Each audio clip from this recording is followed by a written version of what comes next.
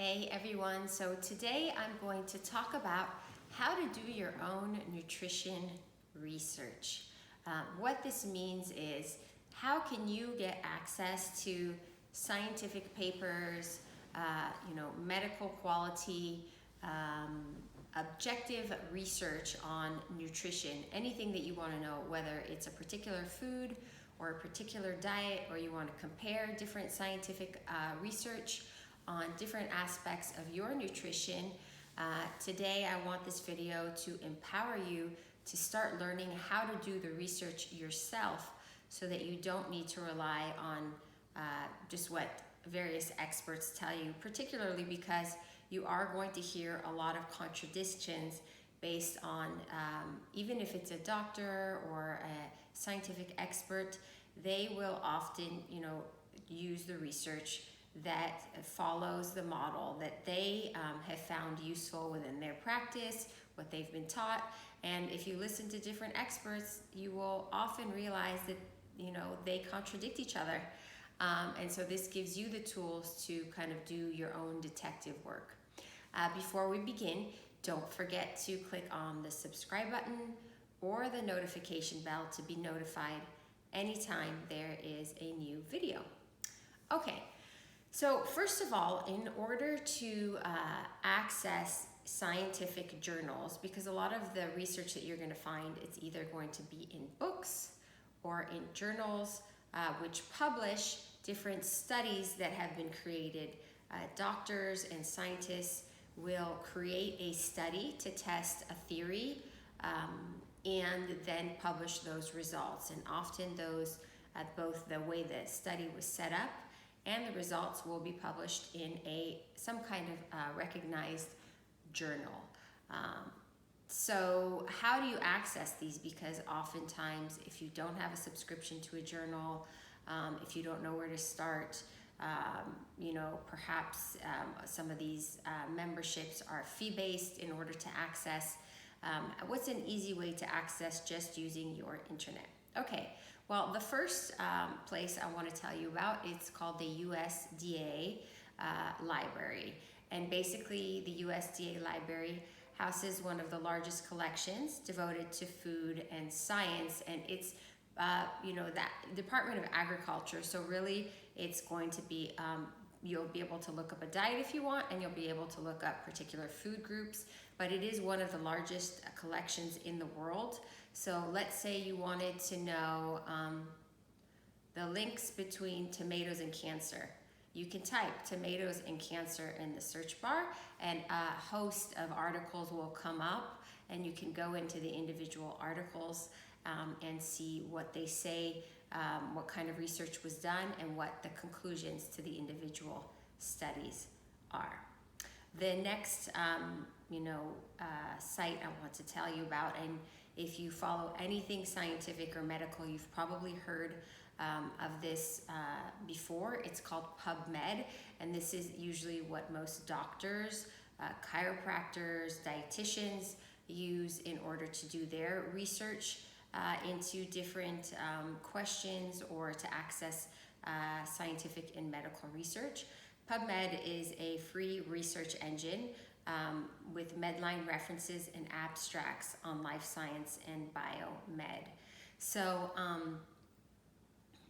an abstract usually gives a slight summary of what a particular study is about. Sometimes you'll be able to access the abstract, and sometimes you'll be able to access the entire article. Depending what you're looking for, an abstract might be enough for you. The next place I want to tell you about that's pretty exciting and it's newer is called Google Scholar. Basically, Google knew about this problem in the scientific literature world where it was difficult to access scientific studies for free, and so they created this online resource which provides a simple way to broadly search for scholarly literature. So it's not only going to be journal articles, it will be across the board, all types of different publications. And it's really simple because you can just search Google Scholar from your Google. And again, these searches are usually the same format.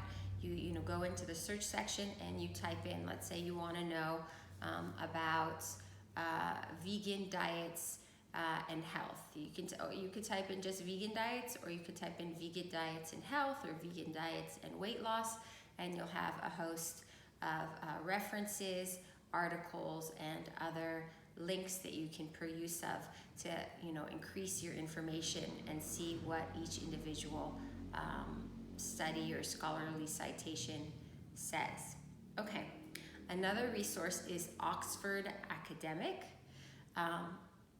Oxford Academic publishes high quality journals and provides access on its website to those journal articles. So again, similar, you're going to have a search button. Let's say that this time you want to do research on ketogenic diets and health markers. You can just type in ketogenic diets and see all the different types of research that's been done on ketogenic diets.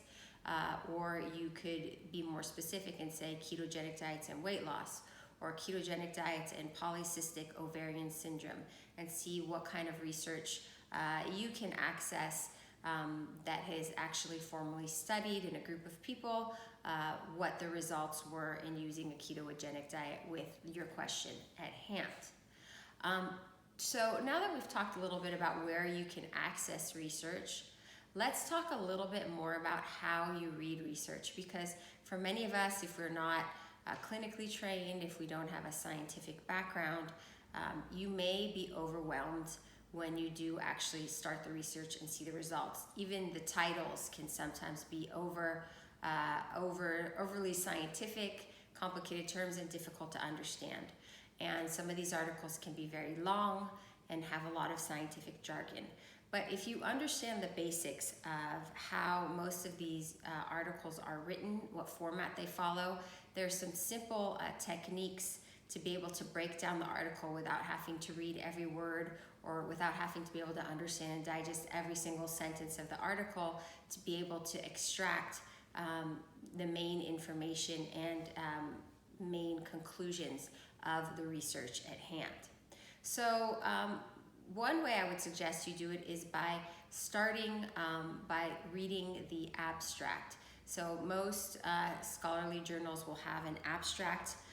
Either that will be what your first search will bring, you'll hit the abstract and then go into the article, or the abstract will be at the very top of the article. And the abstract usually just summarizes what the research is about. And if you're lucky, it will also give the conclusions of the study in a nutshell as well. Not always, but a lot of the time. So you might even be able to extract the main points of the article just by reading the abstract. So go ahead and read that abstract, because that gives you the basis for understanding the article and makes it more accessible.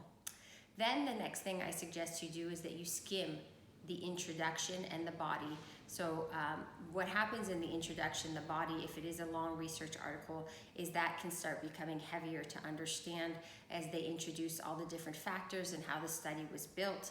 Of course, as you get better at this, it will be of interest to you to see how the study was built, to see what kind of standards the study was built in, because obviously a study that compares 10 people that already knew that they were going to be researched, or that's a simple survey, is going to be different than a randomized clinical trial where people are being randomized, they don't even know they're being searched, so they don't give intentional answers. Obviously peer-reviewed articles, all kinds of little things that will be mentioned in the study telling you how it was built will give you an indication about how high quality the research is. But to begin, just skim the intro and the body and try and pull out the basics, who was being researched, what was being researched, how did they do this. And once you kind of get an understanding of that, then you can go to the conclusion. And in the conclusion, you'll pretty much get a recapitulation of the conclusion of the study and what their conclusion was after doing this research. So that's the gold nugget.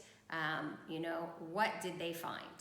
And after you've read the conclusion, you can stop if you feel like you got the gist, or now that you've kind of skimmed through the whole research, you can go back through now again and do a deeper read, just looking for details. Let's say you understood that this particular article compared low carb and low fat diets, and in this particular group, there was even results. Now you might want to go back and say, what were they calling a vegan diet, or how did they define a low carb diet? Was that 40 total carbs, or was that 20 total carbs?